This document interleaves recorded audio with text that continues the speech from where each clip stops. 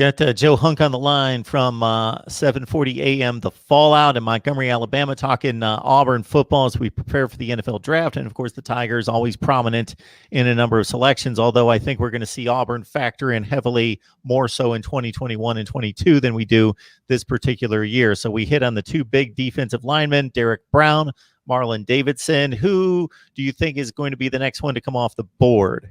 I think, honestly, after Marlon Davidson, you're probably in this could be somebody like a Noah Igbenogany that could slide into that first round. It's going to be based on what team lower down. It could be interested in him. I've seen teams that have put him with the Kansas City Chiefs. I've seen teams that are mock drafts, I should say, that have actually had him somewhere more along the lines of early in the second round. But see, there's so much upside to a guy like him, mainly because he doesn't fit the normal quarterback mold. And when he first came to Auburn out of Hewitt-Trussville, he was a wide receiver, and he played the wide receiver position. But and many Auburn players remember this with another player in Rudy Ford.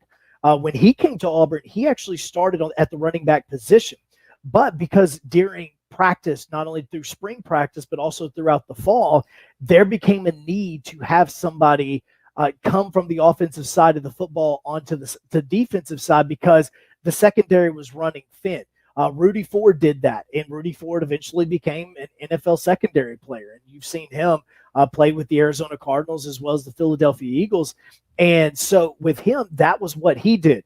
Noah was kind of in that same boat. But the other thing about with Noah is he was also a part of a very deep wide receiver group, and a very deep wide receiver group that still stays there now, because he was playing with Darius Slayton, who now had a fantastic season with the New York Giants this season. And so he was in that group, but at the same time, you had the defensive side of the football. Just using that analogy again of remember the Titans. Yeah, Kevin still be like, look, I need somebody that can guard these guys. You've got that speed, but you also have unusual height. Let's see what you can do at the cornerback position. And he's kind of grown into it. And the great thing about him is, and I think that's the reason why you're seeing him move up in draft boards. And honestly, he may be would have been even higher if we would have gotten to see him at the pro days that we saw. Now, Auburn actually got to have their pro day before everything got shut down, but you haven't had to have those individual workouts that a lot of these teams like to see. And with Noah, he's so raw because he's only been playing that position for a couple of years. He's also a great return man because of the speed that he has. And so it makes him very interesting because he is one of these players that you can still mold because he's still learning the position. He's extremely fresh in this.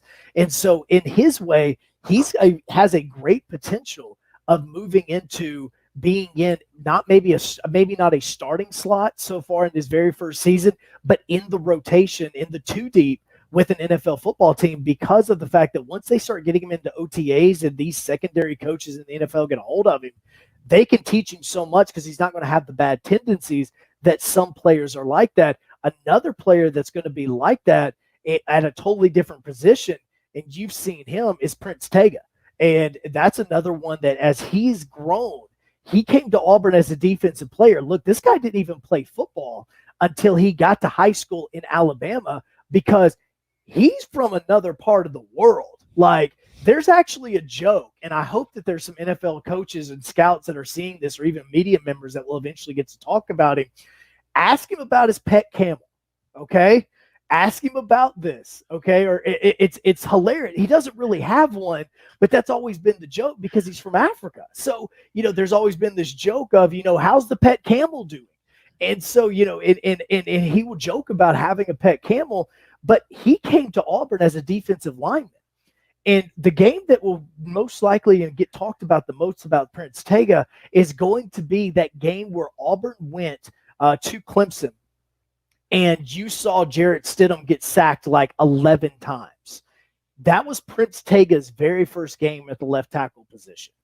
And he grew from there, and he improved greatly throughout the football season.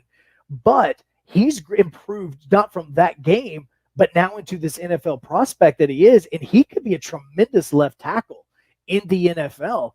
And he's another one of those that he's so fresh at the position, he doesn't have those bad tendencies yet. And so a team can really see him as a project that can mold him and not have to worry about getting rid of bad tendencies because they're not there because he's so new. Got Joe Hunk on the line from 7:40 a.m. The Fallout, talking Auburn football. We love having Joe on here to mix it up, and this is his sweet spot when we can talk some college football, but the transition to the NFL as well with the NFL draft. So you mentioned Prince Tega, another prospect, Jack Driscoll, along the offensive front.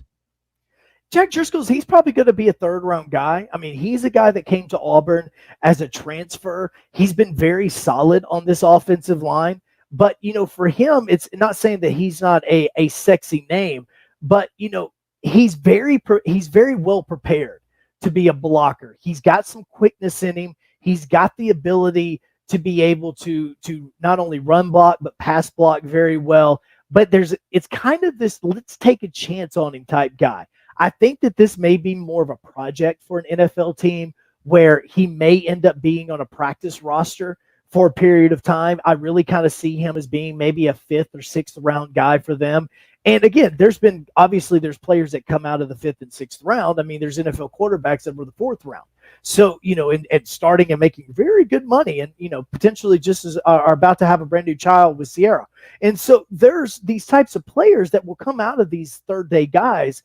But I really think that for him, he's going to be a guy that he may have a lower ceiling than a lot of these teams for these teams. And I think that he may be more of a backup role as his time in the NFL, because I don't see him being an everyday starter unless, and I say this with this, is you're going to one of these teams that are going to be 1-14, or not 1-14, but 1-15, 2-14. And they need this starter on the offensive line, and he gets his opportunity that way. Greg Robinson for Auburn is one of those guys where he's now with a good team because of him getting signed that way, but he's never really going to be that guy that I see being a star on the offensive line.